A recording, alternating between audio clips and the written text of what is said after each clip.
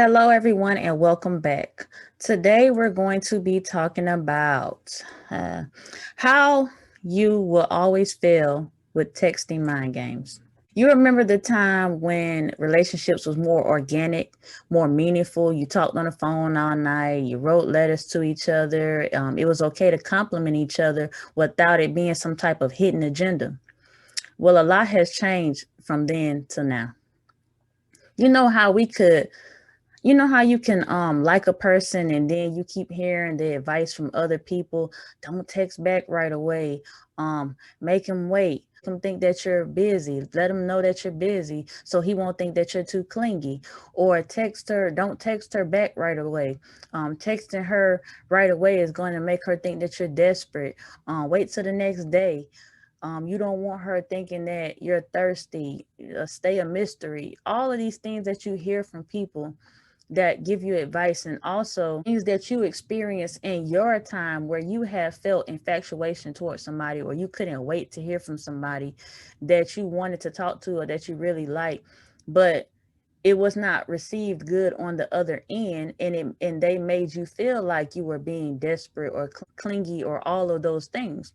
So you kind of backed up and you took a different approach, or you might even have took the same approach that they have took to protect yourself. And while all of this advice does work, it's usually short lived. It stems from people actually telling us these things and using our genuine likeness to them against you. So even though you can genuinely like somebody, that doesn't always mean that they will reciprocate it the same way that you put it out there. They can use that against you.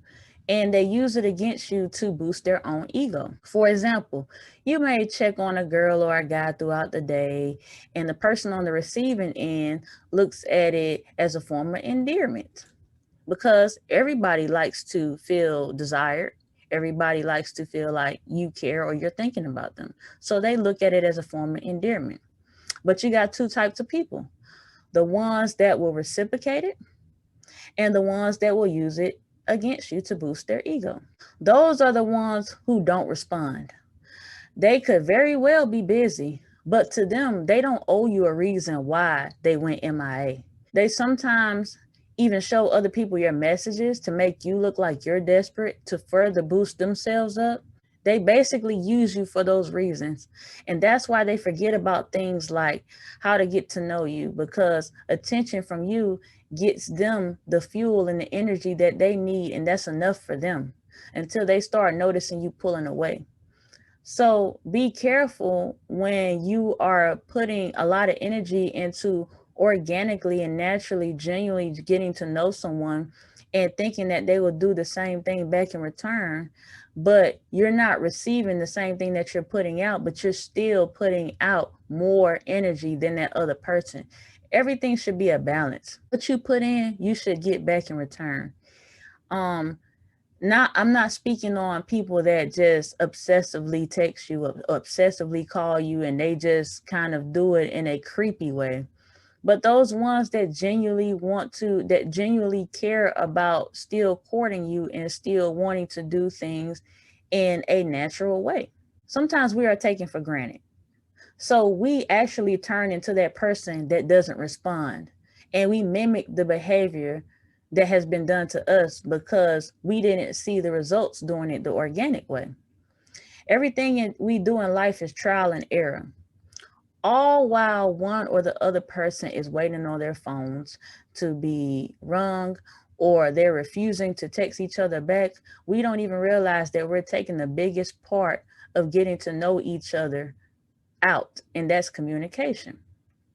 And we're taking out the communication because we are kind of both stubborn to where we're saying, okay, I'm not going to text you back. I'm not going to text you back. I'm going to wait for you to text first. I'm going to wait for you to text first. And then when somebody does actually do that, you still wait for a longer period of time or maybe a few days before you respond. It's like, yay, I got that message. And then all of a sudden, you waited for this message and now you're not going to say anything. Those are the mind games that we play. And the longer we play mind games, the more we forget how to communicate, forget logic, reasoning, and compromising. And that's why people do more texting than talking nowadays. And technology plays a big part of that, because before technology, we had to be more physical with our approach. And as you can see, there were more meaningful relationships and more longer marriages in that time period. You had to put more meaning to what you was doing, write letters, go on dates, talk on the phone more, because you couldn't text. You had to do more, and it was more meaningful and heartfelt when you displayed that type of physical output, because that person had no choice but to respond back to how they felt about you, because there was no other way to get around it. So um it's kind of easy to say that we're tired of mind games, but the reality is we live in a world that doesn't understand the meaning of being organic. And our younger generation is experiencing things outside of what we experience. And that's everything that's in their norm, which is technology. They haven't experienced anything else outside of the norm that we know to be. So it would be harder for them to understand how that feels, and it's normal for them to take those type of mind game approaches, because we have so many videos out here, even on social media, that teaches people how to play the mind games, how to keep the person by not texting, or how to keep the person by ignoring them, and all of these type of things. So it's becoming something that is normal to do. A person that is really interested in you, though, they will naturally gravitate towards you in an organic way. So if a person keeps ghosting you, or have little to no conversation with you, that means that they may not be that interested. They're showing little interest in you, or they are keeping you as an option for something. They're keeping their options open for if something better comes along. So if they are not serious with one person, then that doesn't mean that they can't be serious with another person. If they're not serious about you, and they're not taking things serious with you, then it's easier to drop you for when something else comes along, because they can't say that you were in a relationship. They cannot say that you were anything else other than friends. And usually that is the case. That's why you can't put all your eggs in one basket based off of the bare minimum until you start seeing results. You should put one egg in a basket at a time as you see the results. You shouldn't put everything over here and getting nothing in return, because then that will be off balance. You want to have a balanced start, because that's how you will get the respect and the honesty and everything that you want back in return. One thing you don't want to do is to feed into it. When a person is playing mind games, they're not texting you back, they're not calling you back, they're ghosting you, saying things, or saying things in terms of you being desperate or whatever. Saying things to them like, what happened? Where you been? Did I do something wrong? Why haven't I heard from you? Don't say those things to them, because what you're doing is, don't respond back to them in that way, because what you're doing is you're making that first person feel more superior and feel like they can do this anytime that they want to. And you will always be waiting and coming back to them. And they know this. And so a person that cares or has some sort of moral will just either let you know that they're not interested and not string you along, instead of playing mind games with you or playing with your emotions. Never give these people gifts and money and things that they don't deserve, because in the end, you're going to feel like you're being used. And what have they done as far as positive reinforcement to even deserve these things?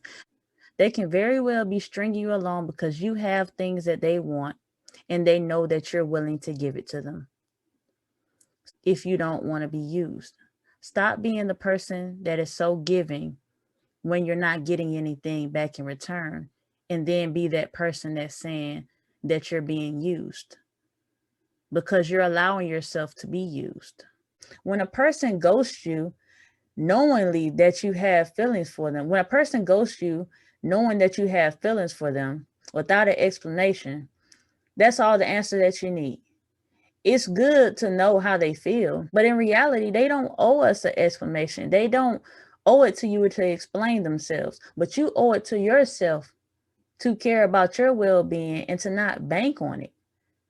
You owe it to yourself to not bank on what they're doing, if they're going to come back, how they feel about you, or if they should explain themselves or not. You owe it to yourself. So watch out. And watch out for if they decide to clean up their act after being hot and cold for a long period of time. Because what they could be doing is they could just be settling.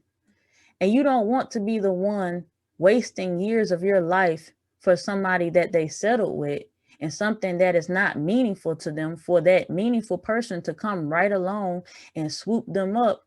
And now you done put all of this time and energy and all this hot and cold and mind games into forcing a relationship for that person to ghost you again.